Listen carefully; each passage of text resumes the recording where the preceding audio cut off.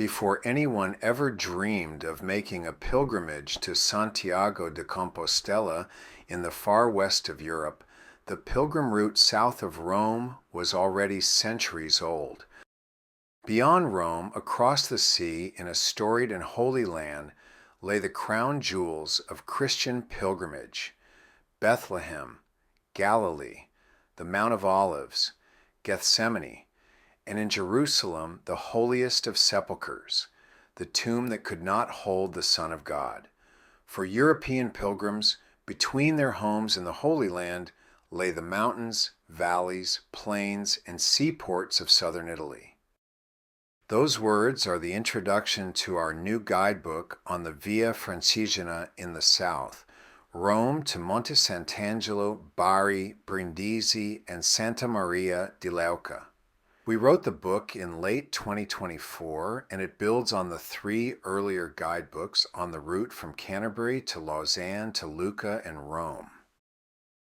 We usually think of the Via Francigena as the medieval walking route based on the Archbishop of Canterbury's walk from Canterbury to Rome and back again in the year 990.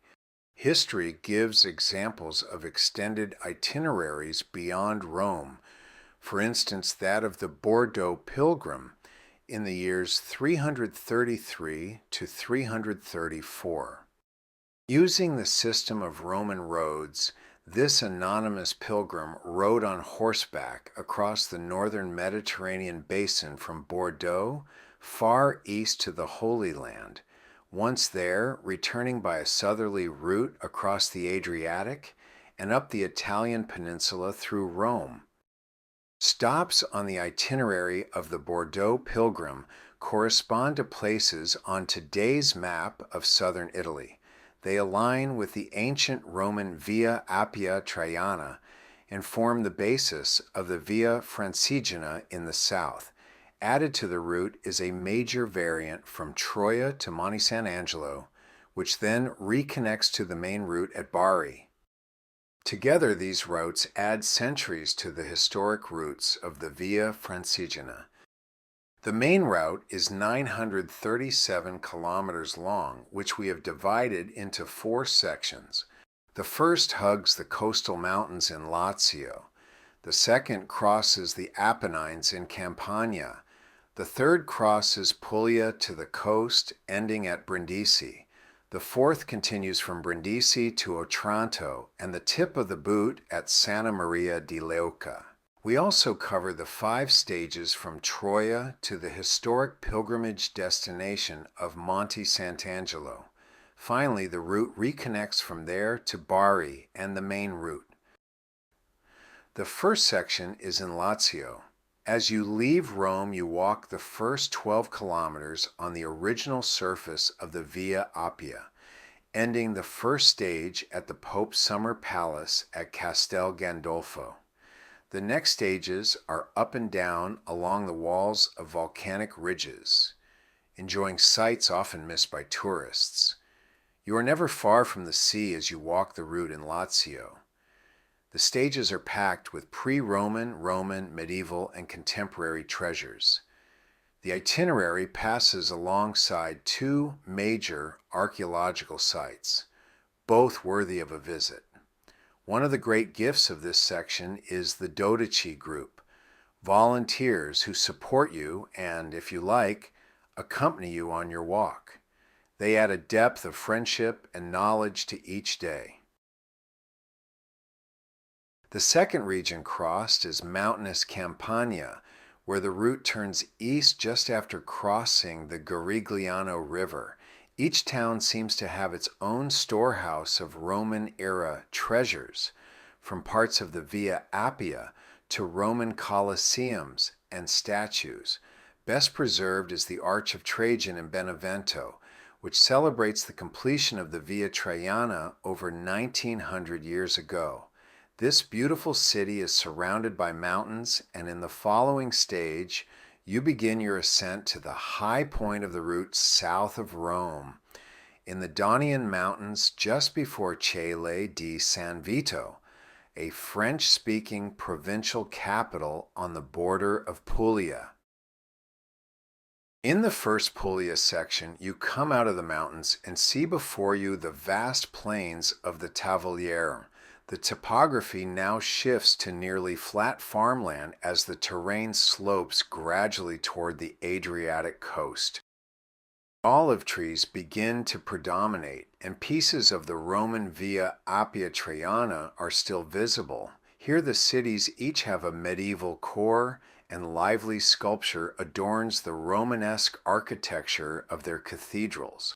Some of the best examples in Italy of Romanesque architecture are here in the Foggia province.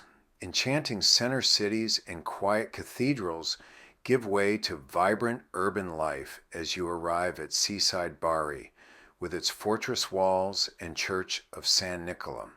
Now begins 150 kilometers of walking along the Adriatic coast, with constant sea breezes and fascinating coastal towns along the way, until the passenger ferry takes you into central Brindisi, where Trajan's column announces the completion of the Via Appia Traiana, and you can receive your testimonium at the pilgrim office.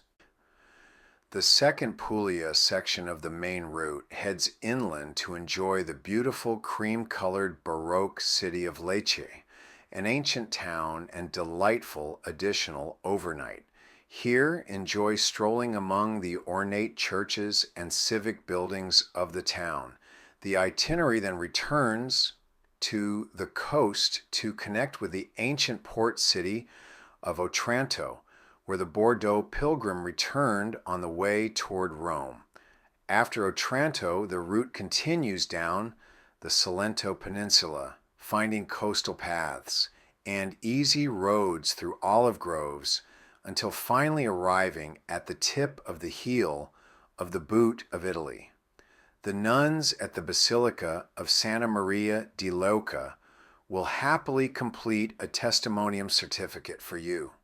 You may choose to pause at the overlook to enjoy the sunset as you contemplate your walk of many days. The major variant of the Via Francigena is also in Puglia and leads up the pastures and hillsides of the Gargano National Park, with some of the most scenic rural hiking on all of the Via Francigena. Come to San Giovanni Rotondo, which is the resting place of popular Italian saint Padre Pio, and the basilica over his tomb is a wonder of modern architecture. After another day of outstanding walking, arrive at Monte Sant'Angelo, since the Middle Ages one of the most important pilgrimage destinations in Europe. The heart of the site is a cave said to have been the location of a visitation by the Archangel Michael. Here you can also receive a testimonium certificate of your pilgrimage. In the book, every stage begins with a detailed overview and elevation profile, followed by maps and walking directions. We share historical information about every town and detailed lists of lodgings available. The book complements the growing list of pilgrimage titles by authors for Cicerone Press, one of the leaders in English language outdoor guidebooks. It's a fantastic itinerary, and I'll be exploring it next year myself in a group tour through my travel company, Pilgrim Paths.